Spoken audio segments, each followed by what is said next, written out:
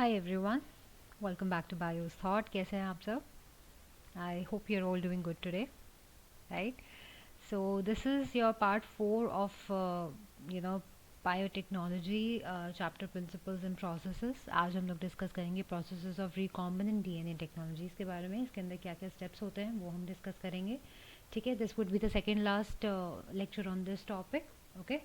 And उसके बाद हमारा आएगा लास्ट लेक्चर जो मोस्ट प्रोबेबली कल ही रिलीज़ होगा. ओके, चल so let's get started. So a quick overview पहले तो कि क्या क्या हम लोग पढ़ने वाले हैं. बेसिकली जब हम बात कर रहे हैं प्रोसेसेस की तो उसमें भी कई सारी चीज़ें हैं. Okay, there are total of 8 steps और प्रोसेसेस जो कि एक सीक्वेंस स्पेसिफिक सीक्वेंस के लिए ज़रूरी है. ठीक है, जब हम आरडीडी की बात करते हैं यानी कि हम रिकॉम्बिनेंट डीएनए टेक्नोलॉजी की बात करते हैं. सो आज के सेशन में हम लोग डिस्कस करेंगे the isolation of DNA, fragmentation of DNA by your RE, which is again your recombinant or I should say your restriction enzyme. ठीक है, इसके बाद हम बात करेंगे separation and isolation of a desired DNA fragment. Okay, then will be discussing about amplification of gene of interest using PCR, that is polymerase chain reaction. Discuss करेंगे क्या होता है, डोंट वरी अबाउट इट.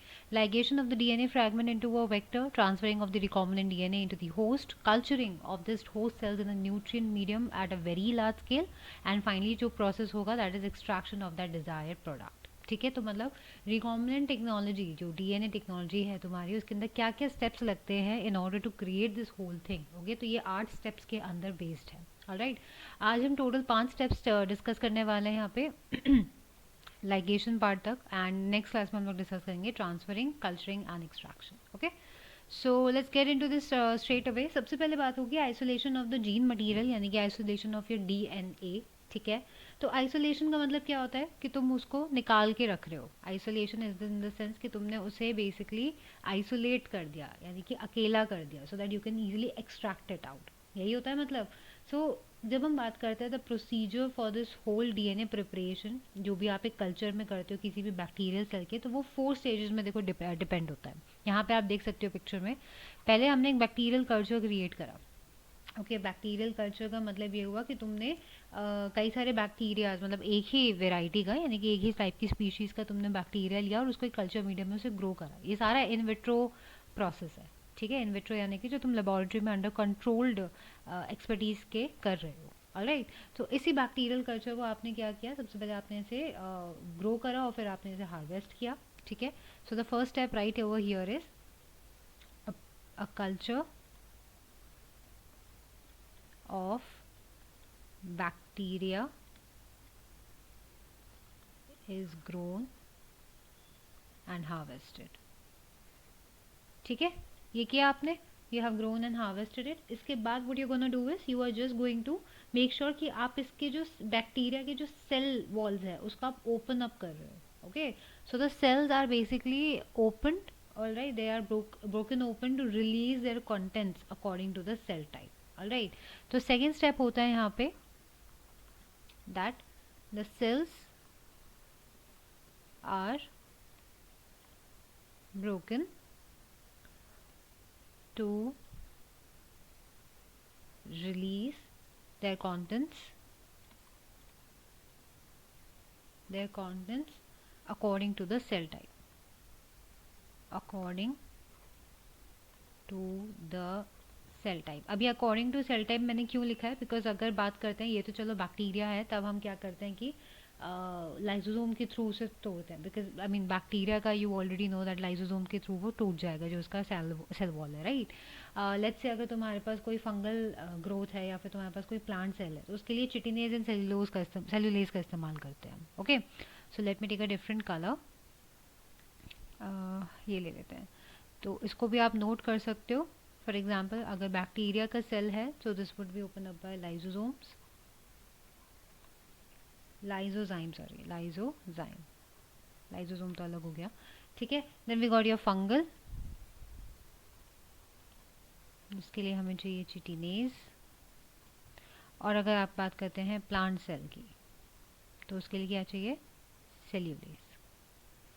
ठीक है, ये सारी चीज़ों की हमको ज़रूरत होती है डिपेंडिंग अपॉन तुम्हारे पास कौन सा पर्टिकुलर कल्चर तुम ग्रो कर रहे हो. ओके, अब तीसरा प्रोसेस होता है कि अब आपको सेल को एक्सट्रैक्ट करना है। जब आपने एक्सट्रैक्ट कर लिया, मतलब जो ब्रोकन अप हो गया, अब उसके जो अंदर के कंटेंट्स है उसको एक्सट्रैक्ट करके you have to remove all the components except the DNA part.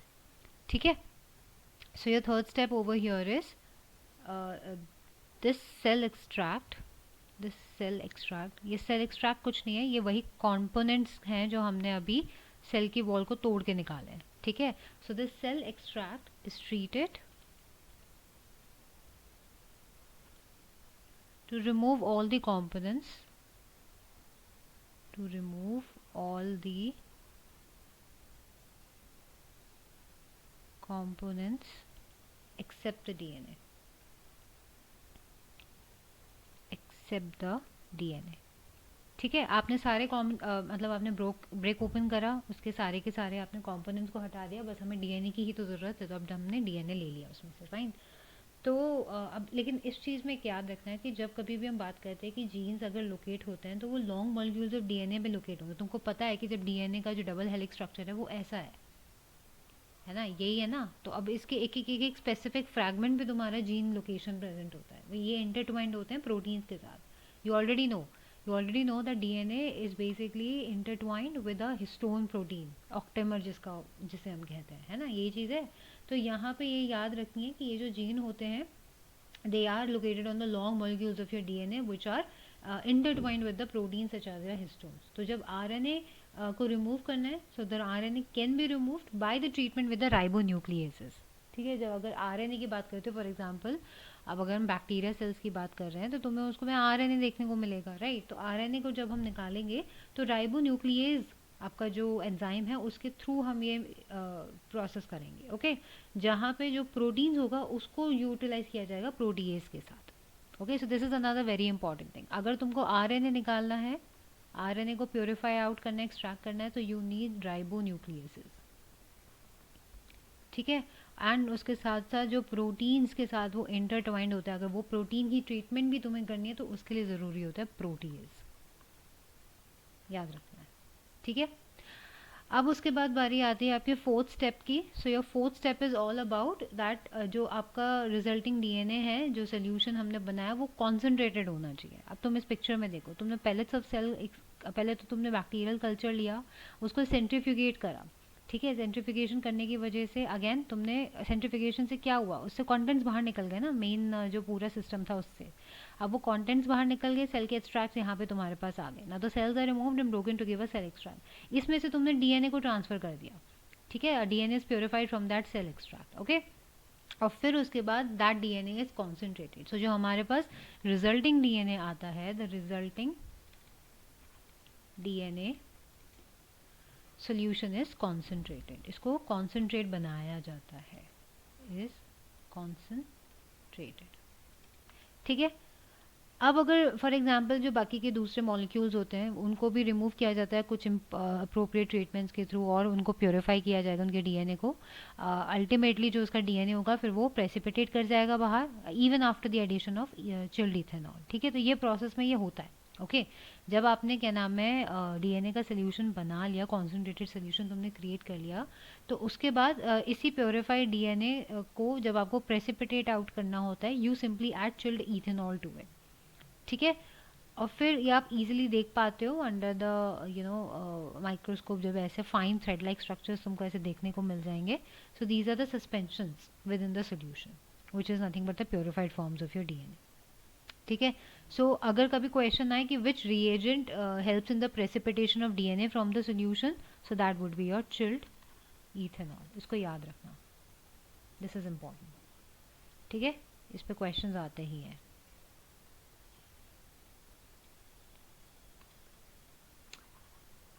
Chilled ethanol precipitates DNA. Clear? I hope first step is clear to everyone. Okay, so this was your isolation of DNA.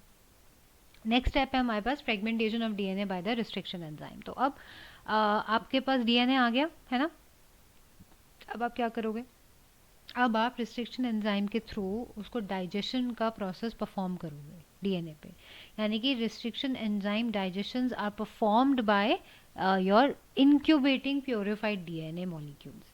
किसके साथ? Restriction enzyme के साथ। यानी कि मेरे पास अब जो restriction enzyme है, ठीक है, उसको मैंने मेरे प्योरीफाइड डीएनए के साथ इंक्यूबेट कर दिया, ठीक है।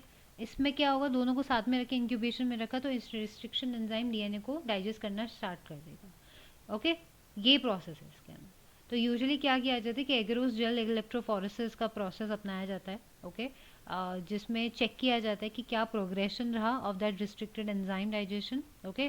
और ये चीज़ आप बोथ वेक्टर में कर सकते हो, and insert should be digested with in that compatible restriction enzyme. ये चीज़ को देखा जाता है, यानी कि यूजुअली ये प्रोसेस फॉलोड अप होता है by agarose gel electrophoresis. This is that technique basically जिससे हम चेक करते हैं the progression of your restricted enzyme DNA, progression of RE digestion, restricted enzyme digestion, ये चेक करने के लिए, ठीक है। तो इलेक्ट्रोजेल फोरेसिस का अपनाया जाता है कि कितना उसने डाइजेस्ट करना शुरू करा, क्या प्रोग्रेसिव स्टेजेस रह रही हैं, वो सारी चीज़ें।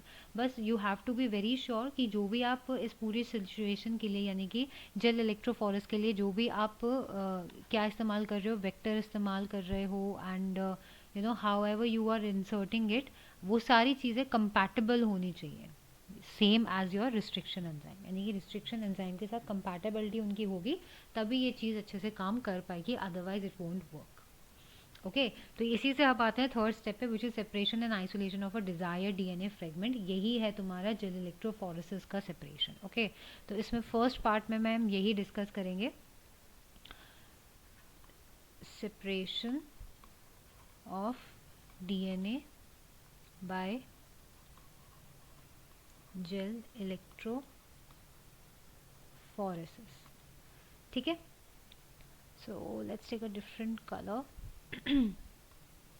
अब बात करेंगे एक एक एक स्टेप करके, ठीक है, ज़्यादा डिफिकल्ट नहीं है, this is also very simple to understand, ध्यान से सुनो। तो सबसे पहले क्या करेंगे, हम डीएनए को कट करेंगे रिस्ट्रिक्शन एंडोन्यूक्लियस से, ठीक है, जिससे हमारे पास क्या मिल जाएगा, फ्रैगमेंट्स ऑफ डीएनए मिल जाएंगे, राइट। और इन्हीं फ्रैगमेंट्स को हम सेपरेट करेंगे वाया दिस प्रोसेस। ओके, तो यहाँ पे हमने क्या किया, we cut the DNA via restriction endonucleases. याद है ना, रिस्ट्रिक्शन एंडोन्यूक्लियसिस क्या था, है ना, रिस्ट्रिक्शन एंजाइम ही था जिसका काम था स्पेसिफिक एरियाज पे डीएनए को कट करना to give you the fragments, right. So cut the DNA via the restriction endonucleases, this will generate fragments of DNA, this will generate fragments of DNA, ठीक है। अब इसी का इस्तेमाल करा जाएगा फॉर योर इलेक्ट्रोजेल फोरेसिस। अब आपको पता है कि देखो डीएनए के जो फ्रेगमेंट्स होते हैं they are negatively charged molecules, okay. Your DNA fragments are negatively charged. नहीं पता है तो याद कर लो, इसे रट लो दिमाग में, ठीक है। They are negatively charged, fine. तो इनको सेपरेट किया जाएगा by forcing them to move towards a more positive electrode, जो कि तुम्हारा एनोड होता है, ठीक है। यानी कि एक टिपिकल जेल इलेक्ट्रोफोरेसिस की एक प्लेट होती है जिसपे क्या किया जाता है कि एक जगह से दूसरी जगह पे डीएनए के बैंड्स मूवमेंट में आपको दिखते हैं, क्योंकि खुद वो नेगेटिव है तो वो पॉजिटिव की तरफ भागेगा। Okay, so this is what we are trying to do, we are going to force them to move towards the anode, towards a positive electrode using a electric field through that medium या फिर matrix, ठीक है। So your DNA fragments are negatively charged. We force them towards anode. We force them towards anode under electric field. Under electric field through a medium. Through a matrix या medium, कुछ भी बोल दो, एक ही बात है, ठीक है। तो कुछ इस तरीके से दिखता है, देख पा रहे हो, ये रहा तुम्हारा, ये है जेल इलेक्ट्रोफोरेसिस का प्लेट, राइट। तो यहाँ पे जो माइग्रेशन हो रही है ये हो रहा है पहले लेन से, अनडाइजेस्टेड लेन 1 होती है तुम्हारी, और वहाँ से लेके लेन 2 या 4 तक जाएगी। तो ये जो लेन 1 है this is undigested, and then lane 2 से लेन 4 तक ऐसे जाता है मूवमेंट में, ठीक है। तो ये है, I'll tell you how this goes, fine. अब उसके बाद एक चीज़ है यहाँ पे like a side note that you can put कि one of the most, okay just a second, हाँ, तो अब यहाँ पे होता है कि one of the most important note over here is कि आजकल हम जेल इलेक्ट्रोफोरेसिस की जब हम बात कर रहे हैं तो लाइक इसके लिए मैट्रिक्स का क्या इस्तेमाल किया जाता है, तो the most important matrix that you use for this process is again agarose which is a natural polymer. ठीक है, एग्रोस का जो हम बात कर रहे हैं, व्हाट इज़ एग्रोस, ये कुछ नहीं है, ये एक सी वीड से बना हुआ है, मतलब ये सी वीड से एक्सट्रैक्टेड पॉलीमर है, पॉलीमर extracted from seaweeds। ठीक है, ये काम है तुम्हारा। अब उसके बाद अब हम क्या करेंगे कि जो हमने डीएनए सेगमेंट्स को सेपरेट कर दिया अकॉर्डिंग टू देयर साइज, हम उन्हें सीविंग इफेक्ट के थ्रू एग्रोस जेल पे रखेंगे। Okay, so your third step, third ही है ना ये, हाँ थर्ड स्टेप है। तो यहाँ पे थर्ड स्टेप में हम डीएनए फ्रैगमेंट्स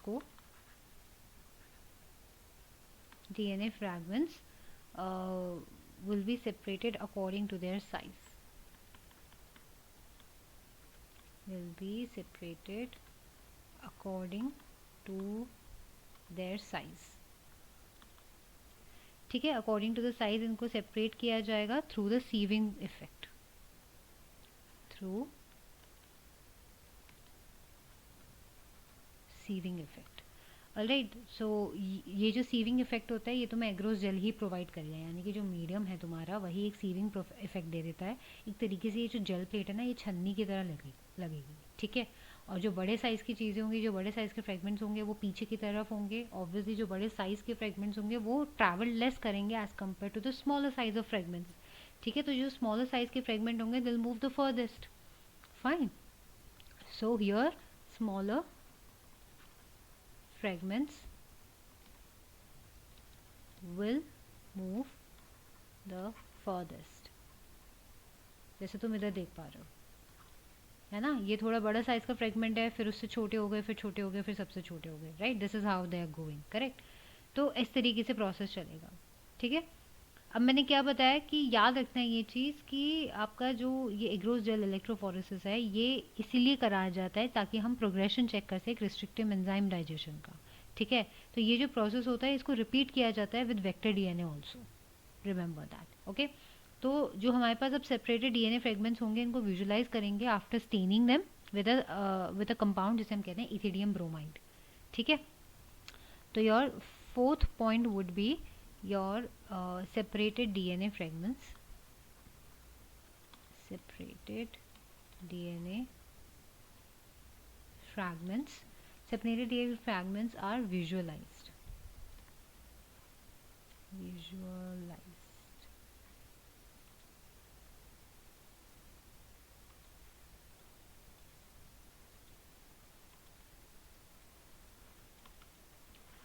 ठीक है, अब विजुअलाइजेशन कैसी होगी, स्टेनिंग विथ इथिडियम ब्रोमाइड, इसको ज़रूर लिख लेना अच्छे से। ठीक है, इथिडियम ब्रोमाइड ये बहुत इंपॉर्टेंट हो जाता है, कभी कभार क्वेश्चंस में ये डायरेक्टली पूछ लिया जाता है।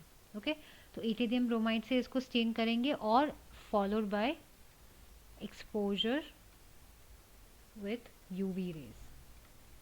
ठीक है, यूवी रेज के बाद उसे एक्सपोज किया जाता है, रेडिएशंस उस पर डाली जाती हैं। ओके, क्योंकि क्या होता है ना कि तुम प्योर डीएनए फ्रेगमेंट्स को देख नहीं सकते विजिबल लाइट के अंदर, अगर तुम इसे स्टेन नहीं करोगे तो तुम्हें स्टेन करना पड़ेगा। सो स्टेन करने के बाद क्या होगा, एक ब्राइट ऑरेंज कलर के बैंड्स दिखने शुरू हो जाएंगे डीएनए के, बिकॉज तुमने उसे इथिडियम ब्रोमाइड के साथ स्टेन कर दिया, तो वो एक ऑरेंजिश का शेड देता है। ठीक है, तो जैसे ही ये डीएनए को तुमने इथिडियम ब्रोमाइड के साथ स्टेन किया, it will give you a orangish shade when you see it under the UV light.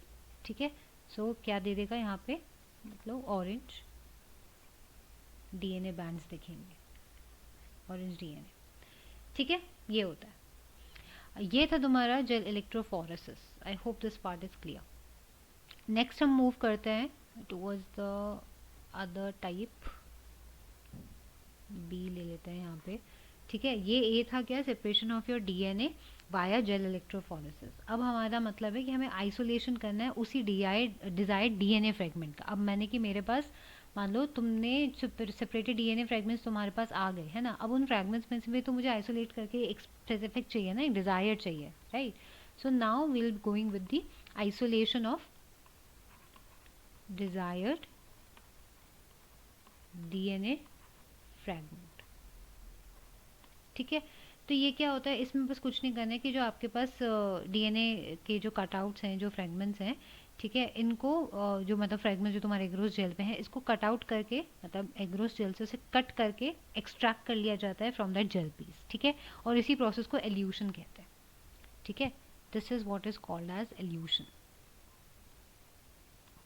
So separated, okay, just a second,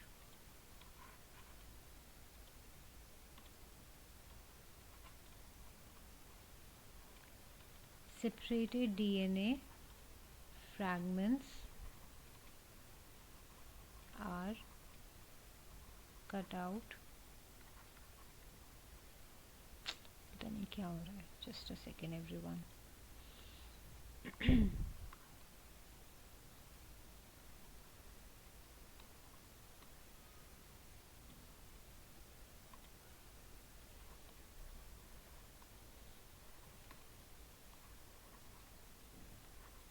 ठीक है, they are cut out from the gel plate and this is called as elution. ठीक है, इसी को हम elution process कहते हैं। Fine, और अब ये जो डीएनए फ्रेगमेंट्स है, इनको मतलब ये जो प्योरीफाइड फॉर्म्स हैं तुम्हारे पास, इनको फिर इस्तेमाल किया जा सकता है to construct your recombinant DNA by joining them with your cloning vector. ठीक है, अब जो तुम्हारे पास डिजायर्ड डीएनए फ्रेगमेंट आ गया, इसको अपने क्लोनिंग वेक्टर के साथ जोड़ दो and then it could be utilise directly for your, मतलब it becomes a recombinant DNA after that. ठीक है, तो ये है तुम्हारा isolation step. Third process was your isolation step. Now coming to the amplification of gene of interest using the PCR, अब ये क्या होता है? अब this is also a very important technique, ठीक है, जो बहुत ही ज़्यादा लाइक एक रेवोल्यूशनरी लेकर आई इन बायोटेक्नोलॉजी, जिसे हम PCR कहते हैं। सो PCR इज नथिंग बट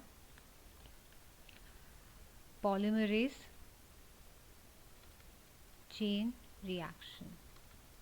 ठीक है, यही है PCR। फाइन, अब ये आपका जो है लाइक यू कैन से कि अभी तक में सबसे ज़्यादा one of the best techniques रहा है when it comes to creating recombinant DNAs. ठीक है, तो ये बहुत ज़्यादा पहले की बात नहीं है, मतलब 1970s के अराउंड पीसीआर का you can say you know invention हुआ। Fine, and it was basically done by Kary Mullis. ठीक है, कैरी मिलिस ने इस आइडिया को रियलिटी में बदला। ओके, बेसिकली इसकी जो एक आइडिया था पीसीआर का, वो तो 1970s में ही आ गया था, लेकिन कम से कम इसको एक डेकेड लग गया 1980s तक के अराउंड उस चीज़ को रियलिटी में चेंज करने के लिए। So which was done by Kary Mullis, who was an American biochemist. ठीक है, तो पीसीआर का काम क्या है कि पीसीआर ना इनेबल कर देता है तुम्हारा प्रोडक्शन या फिर एम्प्लीफिकेशन किस चीज़ का, बिलियंस ऑफ कॉपीज का of that original piece of your DNA. ठीक है, विद इन मिनट्स और आवर्स, डेज के अंदर नहीं, इसलिए ये बेस्ट कहलाया जाता है। ठीक है, यानी कि पीसीआर का सबसे बेस्ट क्या है कि PCR can amplify billions of copies, billions of copies of DNA in few minutes slash hours. मतलब दिन नहीं लगते अब इसमें, चंद घंटों के अंदर, चंद मिनट्स के अंदर ये काम हो जाता है। तो ये काम करता कैसे है? तो बेसिकली जो पीसीआर है तुम्हारा, ये एक डीएनए रेप्लिकेशन का काम कर रहा है एक ग्रैंड स्केल पे। ठीक है, तो it relies on the various chemical ingredients. Alright, सबसे पहले होता है आपका डीएनए पॉलीमरेज। डीएनए पॉलीमरेज तुम जानते ही हो डीएनए पॉलीमरेज क्या है। ठीक है, तो अगर मैं बोलूँ हाउ इट वर्क्स,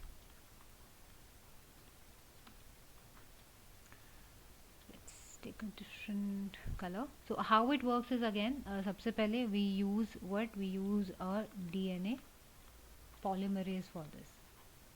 ठीक है, अब DNA polymerase क्या एंजाइम था भाई, याद करो कि देखो जब हम पीसीआर की बात करते हैं, इसका सबसे मेजर लिमिटेशन अर्ली पीसीआर का ये होता था कि जब भी हमारे पास एक फ्रेश डीएनए पॉलीमरेज होता था, उसको हर एक साइकिल में, यानी कि हर एक एम्पलीफिकेशन पीसीआर की जो साइकिल होती थी उसमें से ऐड करना पड़ता था। तो ये एक repetitive status I mean step होता जा रहा था, जो बहुत ही ज़्यादा डिफिकल्ट हो गया था। ठीक है, बट इससे क्या हुआ ना कि ये ग्रेटली इंक्रीज भी कर देता आपका एरर्स बनने का। मतलब तुम हर एक स्टेप पे जब उसकी मल्टीपल कॉपीज बन रही है, तुम बार बार डीएनए पॉलीमरेज को ऐड कर रहे हो उस रिएक्शन चेन के अंदर, तो ये क्यूबरसम प्रोसेस भी बनता जा रहा है, साथ के साथ तुम्हारे एरर्स भी ज़्यादा जनरेट होते जा रहे थे। तो म्यूलिस ने और ज़्यादा इस चीज़ पे समझा पढ़ा, and they got to know another thing कि ओके, किस तरीके से एक पर्टिकुलर टाइप का जो थर्मोस्टेबल डीएनए पॉलीमरेज हो सकता है, ठीक है, जिसे हम टैक पॉलीमरेज कहते हैं। ये बेसिकली आपका एक हीट रेजिस्टेंट एंजाइम होता है which could be isolated from your bacteria, that is Thermus aquaticus. ठीक है, और ये एलिमिनेट कर देता है उस नीड को, so that we can with which we had to add fresh polymerase in every cycle, तो ज़रूरत नहीं पड़ती। ठीक है, so what they did was they basically got to know about something called as Taq polymerase. ठीक है, so Taq polymerase is again thermostable enzyme. ठीक है, ये है तुम्हारा एक थर्मोस्टेबल डीएनए पॉलीमरेज। ठीक है, जिसको लिया गया है from Thermus aquaticus, this is a bacteria. Fine, इससे लिया गया है। अब ये तुम्हारा हीट रेजिस्टेंट एंजाइम है, याद रखना, this is a heat resistant enzyme, heat resistant enzyme. ठीक है, अब ये एलिमिनेट ही कर देता है पूरी नीड को कि तुम बार बार के हर एक साइकिल में एक क्या नाम है पॉलीमरेज को ऐड करते जाओ। ठीक है, क्यों? क्योंकि जो थर्मस एक्वेटिकस है ये एक थर्मोफिलिक बैक्टीरिया है। ये हाई टेम्परेचर्स में, यानी कि अप टू 95 डिग्री सेल्सियस अगर मैं बात करूँ, 95 डिग्री सेल्सियस में भी ये थ्राइव करता है, हाई टेम्परेचर्स पे ये रहता है। ठीक है, इससे ये हीट रेजिस्टेंट है बेसिकली।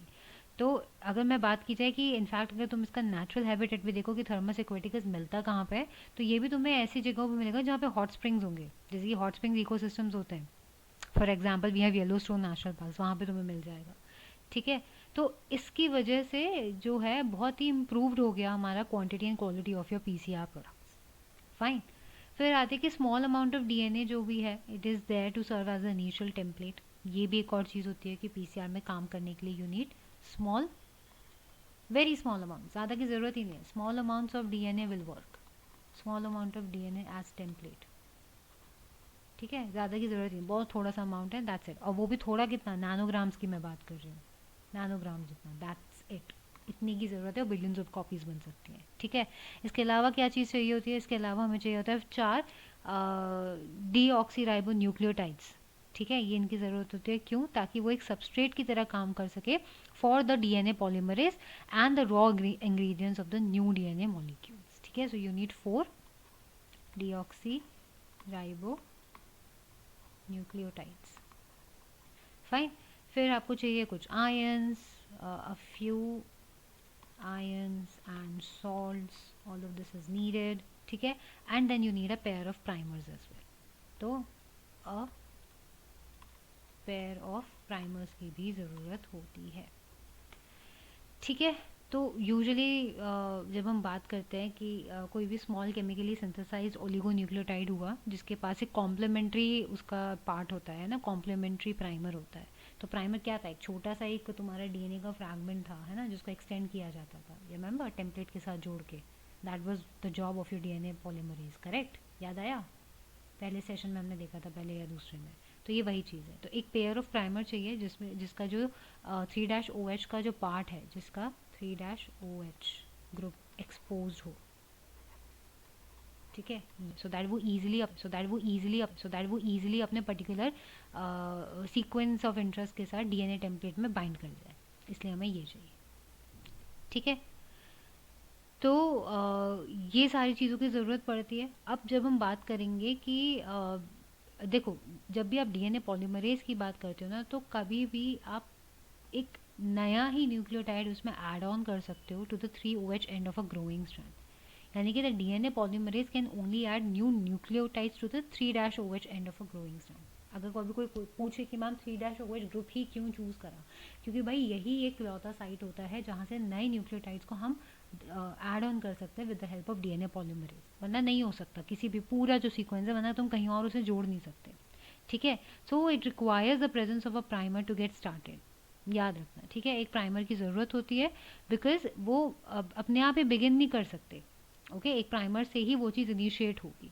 सो इनफैक्ट 2 प्राइमर्स की ज़रूरत होती है, एक जो कि इनिशिएट करेगा रेप्लिकेशन को of the 2 strands, and that is how it is done. तो ये 3 स्टेप प्रोसेस है तुम्हारा। एक सिंगल पीसीआर रिएक्शन में तुम्हारे 3 टेम्परेचर डिपेंडेंट प्रोसेसेस होते हैं, स्टेप्स होते हैं, जो कि अभी हम 1 बाय 1 देखेंगे, ठीक है। तो this is all temperature dependent, ये याद रखना है, okay. So here is your 3 steps लिखे हुए हैं, denaturation, annealing and extension, fine. So सबसे पहले अगर हम बात करते हैं यहाँ पे, we have denaturation. What is this? Denaturation का क्या मतलब है? डीनेचुरेशन इज अगेन कि आपने स्टार्टिंग सोल्यूशन को हीट करा अप टू 94 डिग्री सेल्सियस, ठीक है। Solution is heated up to 94 degree Celsius, ठीक है। 94 तक तुमने उसे हीट करा। अब इस हाई टेम्परेचर की वजह से क्या होगा कि हाइड्रोजन बॉन्ड्स जो थे 2 डीएनए स्ट्रैंड्स के बीच में, वो टूट जाएंगे। डबल हेलिक्स स्ट्रक्चर था ना, याद आया? तो इसके बीच में हाइड्रोजन बॉन्ड्स लगे नहीं होते हैं, है ना, एडेनोसिन गुआनिन, इन सब के बीच के हाइड्रोजन बॉन्ड्स थे। तो this will help to break the hydrogen bonds, break the H bonds of the 2 strands of your double helix structure, ठीक है। जिसकी वजह से अब हमको क्या मिल गया? हमें मिल गए सिंगल टेम्पलेट्स, यानी कि अब हमको मिल गए single stranded DNAs now, fine.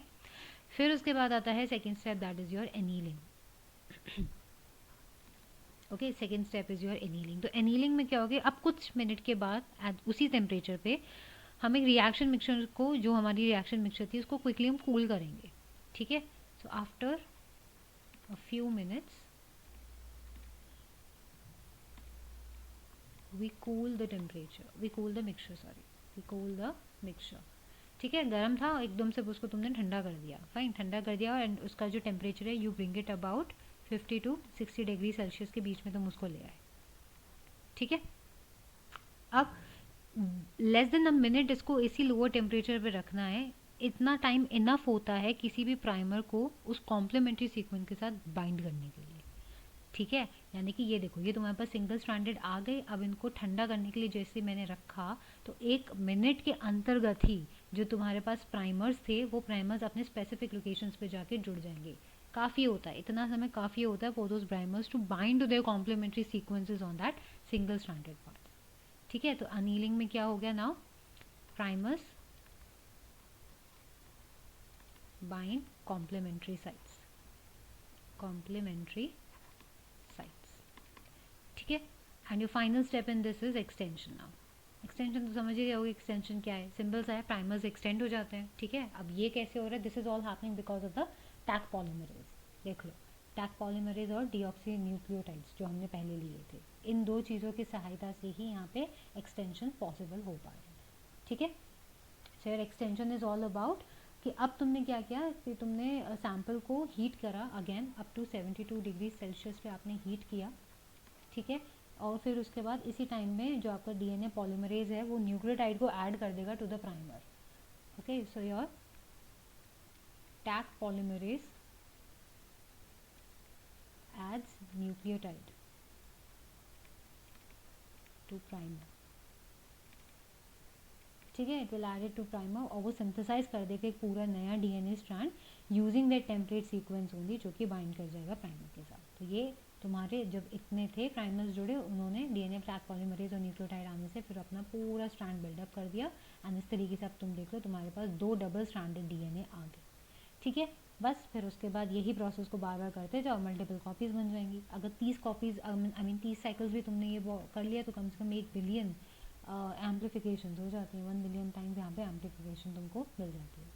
तो इस process of replication of DNA में कई बार किया जाता है, ताकि एक सेगमेंट ऑफ डीएनए को आप कई बार एम्पलीफाई कर दो तो अप्रॉक्सीमेटली बिलियन टाइम्स की तुमको कॉपीज़ मिल जाती है, यानी कि 30 पीसीआर साइकिल्स के अंदर you get 1 billions of copies, ठीक है। So I hope this is clear, fine. अब यहाँ पे कुछ चीज़ें फटाफट से एप्लीकेशंस में समझ लेते हैं पीसीआर की, कि क्या पीसीआर का फिर कहाँ कहाँ पे और ज़्यादा काम आता है। तो ज़्यादा कुछ नहीं है, देखो it usually helps in let's take a different colour. हाँ, मान लो कि जैसे हम बात करें डायग्नोसिस ऑफ पैथोजन की, पहला तो यही है डायग्नोसिस ऑफ पैथोजन, कि कोई पैथोजन आपको डायग्नोस करना है तो पीसीआर के थ्रू हम कर पाते हैं. ओके, तो यूजुअली जो पैथोलॉजिस्ट होते हैं ना लैब्स में, टेक्नीशियंस जो होते हैं, उनको अगर कोई स्पेसिफिक एंजाइम को डिटेक्ट करना है या फिर कोई एंटीबॉडी को डिटेक्ट करना है जो कि अगेन डिजीज रिलेटेड प्रोटीन्स के लिए बनी होगी, तो वो इन टेक्निक्स का इस्तेमाल करते हैं. क्योंकि जो टेक्निक्स हैं they can not be use for detecting infection agent but they are difficult to culture. और दैट द रीज़न इज़ कि जो आपके पास हम टेक्निक्स की हम बात कर रहे हैं यहाँ पे, अगर हमें कोई पैथोजन को देखना है तो क्या होता है ना कि these techniques can not be use for detecting the infectious agent. ठीक है, ये चीज़ याद रखनी है. वो आपके इन्फेक्शियस एजेंट को डिटेक्ट नहीं करेगा. ठीक है, जो कि डिफिकल्ट हो जाता है कल्चर करना, क्योंकि जो इन्फेक्शियस डिजीज़ है वो इतना ही कम मात्रा में अभी बॉडी में है that you can not even actually count it. Fine, because they persist in very low levels. Okay, तो इस चीज़ को ओवरकम करने के लिए पीसीआर बेस्ड एसेज का इस्तेमाल किया जाता है. Okay, so we have PCR based assays. अभी जो भी एग्जिस्टिंग टेक्नोलॉजीज होती हैं वो कम लेवल के इन्फेक्शियस एजेंट्स को डिटेक्ट नहीं कर पाते, but your PCR based assays can do that. They have developed in such a way that they can detect the presence of gene sequences of those infectious disease agents जो कि बहुत छोटी से छोटी मात्रा में भी मौजूद होते हैं शरीर में, बॉडी में. So you can do that. ठीक है, diagnosis of specific mutations. Okay, we have diagnosis of specific mutations. तो कोई अगर स्पेसिफिक म्यूटेशंस हुए तो पीसीआर उस चीज़ को भी डिटेक्ट कर लेता है. Okay, so PCR can be use to detect the presence of the specific mutation जो कि रिस्पॉन्सिबल होता है किसी भी स्पेसिफिक जेनेटिक डिजीज़ को जो कि उस समय चल रही है किसी के बॉडी में. Okay, to detect the genetic disease due to mutation. Okay, so by using PCR कई सारी ऐसी डिजीज़ हैं. For example sickle cell anaemia है, एड्स है, हेपेटाइटिस है, मस्कुलर डिस्ट्रॉफी है, ट्यूबरक्लोसिस, ये सब डायग्नोस किए जाते हैं. ओके, अब इसके बाद आती है बारी डीएनए फिंगरप्रिंटिंग की. ओके, डीएनए फिंगरप्रिंटिंग में भी इसका बहुत अच्छा इस्तेमाल होता है. राइट, सो पीसीआर का बहुत अच्छा एक इमेंस वैल्यू है इन generating abundant amount of your DNA. ठीक है, बहुत सारे डीएनए हम बना सकते हैं. किस चीज़ के लिए? ताकि अगर हमें उसे एनालिसिस करनी है डीएनए फिंगरप्रिंटिंग टेक्निक की तरह जो कि फॉरेंसिक साइंस में की जाती है. ओके, तो फॉरेंसिक साइंस में फिंगरप्रिंटिंग क्या होता है? बेसिकली क्या करते हैं कि जो सस्पेक्ट होता है उसका जो डीएनए है, ओके, और जो भी आपको ब्लड या जो भी फ्लूइड आपको क्राइम सीन पे मिला वहाँ से जो आपने डीएनए निकाला, ठीक है, उनको मैच करने के लिए पीसीआर टेक्निक्स का इस्तेमाल होता है. Okay, then we have another thing which is your detection of specific microorganism. Detection of specific microorganisms. Fine, कि कोई स्पेसिफिक माइक्रोऑर्गेनिज्म को तुम्हें डिटेक्ट करना है किसी भी सैंपल में, जैसे सॉइल के सैंपल में या कोई सेडिमेंट्स में या पानी के सैंपल में, उसके लिए आप कर सकते हो. Okay, in prenatal diagnosis we can also use this prenatal diagnosis. So again कोई जेनेटिक डिजीज़ है फीटस में, उसके पैदा होने से पहले ही फीटस में कोई भी जेनेटिक डिजीज़ है तो वो पता करी जा सकती है through this. Okay, then we have diagnosis of plant pathogens. Diagnosis of plant pathogens, ये भी समझ ही गए होगे, कोई भी ऐसी डिजीज़ कॉजिंग पैथोजन होगा जो इन्फेक्ट कर रहा है आपके प्लांट को, तो उसको डिटेक्ट करने के लिए पीसीआर का इस्तेमाल किया जा सकता है. ओके, जैसे कुछ ऐसे वायरसेस होते हैं, for example bean yellow mosaic virus होता है, टीएमवी होता है, राइट, बैक्टीरियाज है, माइकोप्लाज्मास, इन सबको डिटेक्ट करने के लिए. और लास्ट में आती है बारी पेलियोंटोलॉजी की. In palaeontology, what is that? What is palaeontology? Palaeontology is nothing but simply the study of fossils.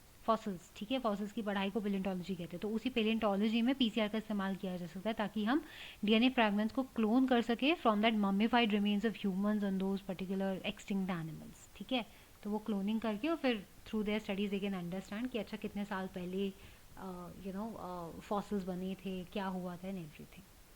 Okay, and finally we have the ligation of DNA fragment into a vector. ये कुछ नहीं है, it's just simply जो आपका amplified fragment आपके पास आया, जो भी डिजायर्ड फ्रेगमेंट ऑफ डीएनए आपने एम्पलीफिकेशन के पास आपके पास आया, अब आपको कुछ नहीं करना है, you just simply have to ligate it with what? With a vector, with a vector for further cloning. ठीक है, लाइगेट का मतलब तो तुम समझ ही गए होगे मेरे कहने का क्या मतलब है. ठीक है, we are talking about, we are simply joining it. Ligation, ligate करना जॉइनिंग के थ्रू. ओके, तो डीएनए लाइगेज का इस्तेमाल करता है. I hope you remember that. Fine, so that is all for this session everyone. I hope ये चारों steps हमको समझ आ गए होंगे. आई मीन पांचों स्टेप्स हमने डिस्कस करी. These are all clear to you. ठीक है, in the processes of our DNA technology. So we talked about the isolation of DNA. ठीक है, किस तरीके से हम बैक्टीरिया के कल्चर को ग्रो करते हैं, फिर उसे हार्वेस्ट करते हैं, उसके जो सेल वॉल है उसे तोड़ते हैं, and then we extract the cell content जिसमें से डीएनए को आइसोलेट कर लिया जाता है. ओके, और फिर उसके बाद उसी डीएनए को फ्रैगमेंट किया जाएगा, यानी कि तोड़ा जाएगा with the help of restriction enzyme. Okay, उसको प्योरीफाई करके उस डीएनए को रिस्ट्रिक्शन एंजाइम के साथ इंक्यूबेट करके रखा जाता है, एंड फिर उसको रिस्ट्रिक्शन एंजाइम डाइजेशन के तहत under the agarose gel electrophoresis रखा जाएगा. ओके, सो जेल इलेक्ट्रोफोरेसिस करोगे, you cut the DNA fragments in the specific area. So DNA fragments को एक जेल प्लेट पे रखा जाता है. नेगेटिवली चार्ज हैं तो पॉजिटिव साइड की तरफ जाएंगे, और फिर उसके बाद जैसे जैसे वो पॉजिटिव की तरफ जाएंगे वो सीव इफेक्ट के थ्रू बढ़ते चले जाएंगे. यानी कि जो स्मॉलर फ्रेगमेंट्स है वो ज़्यादा आगे की तरफ दिखेंगे, जो भी मोटे फ्रेगमेंट्स होंगे, बड़े फ्रेगमेंट्स होंगे, वो तुम्हें लास्ट लेन्स पे दिखेंगे. ठीक है, इनको जब विजुअलाइज आपको करना होगा, you just have to stain them with lithium bromide, और फिर यूवी के अंदर तुम इसे देखोगे तो ऑरेंज कलर के डीएनए फ्रैगमेंट्स दिखेंगे. ओके, और फिर उसके बाद अगर जब तुम्हारे पास अभी डीएनए फ्रैगमेंट्स आ गए तो इसको जब तुम कट आउट करते हो उस जेल प्लेट में से, इसी प्रोसेस को एल्यूशन कहते हैं, and then it can be used for further process. Now process comes in the amplification, कि अब आपको उसको मल्टीप्लाई करना है, बिलियंस ऑफ कॉपीज बनाएंगे, तब आप पीसीआर का इस्तेमाल करते हो. ठीक है, तो उसके लिए डीएनए पॉलीमरेज की ज़रूरत होती है. तुम्हारे पास स्मॉल अमाउंट ऑफ डीएनए होने चाहिए, वो तो ऑब्वियस ही बात है, तुम्हें उसी की तो ज़रूरत है, राइट. उसी को तो तुम्हें करना है मल्टीप्लाई. 4 डीऑक्सीराइबोन्यूक्लियोटाइड्स होने चाहिए, कुछ आयन सॉल्ट्स और प्राइमर्स की ज़रूरत होती है. ओके, तो 3 स्टेप के अंदर ये भी होता है, denaturation, annealing and extension. Denaturation कुछ नहीं है, you have to heat the solution for 94 degree Celsius. उस टाइम पे क्या होगा, जो आपका हाइड्रोजन बॉन्ड्स थे इस पर्टिकुलर डबल हेलिक्स स्ट्रक्चर में, वो टूट जाएंगे, तो आपके सिंगल स्ट्रैंडेड टेम्पलेट्स आपको मिल जाएंगे. एनिलिंग में आप क्या करते हो कि इसी मिक्सचर को आप कूल करते हो 50 से 60 डिग्री सेल्सियस के अंदर, and with in less a minute जो प्राइमर्स हमारे पास है वो बाइंड कर जाते हैं इन कॉम्प्लीमेंट्री साइट्स पे. एंड एक्सटेंशन के प्रोसेस में हम उसे दोबारा 72 डिग्री सेल्सियस पे हीट करते हैं. टैग पॉलीमरेज ऐड कर देता है जो न्यूक्लियोटाइड्स तुमने लिए थे उस प्राइमर को, वो प्राइमर को एक्सटेंड कर देता है, so that you now have 2 double helix structures of DNA. Okay, और फिर 30 साइकिल्स अगर तुम उसे करोगे, यानी कि 30 बारी इस पूरे प्रोसेस को अगर दोबारा करते हो, तो तुम्हें कम से कम 1 बिलियन कॉपीज मिल जाती हैं. Okay, we discussed the applications of it, and then we talked about how the ligation is supposed to be done. So that is all for this session everyone. Hope you enjoyed. Now make sure to like, share and subscribe. कोई भी आपको previous lectures होंगे from this particular series, I'll link them. Okay, you will see that in the end card, and इसके अलावा वो आपको description में भी मिल जाएंगे, so do check that out. And yes, if you like it, make sure you do subscribe to the channel and stay tuned for more such exciting lectures. Thank you so much for watching everyone. Have a great day ahead. Bye bye.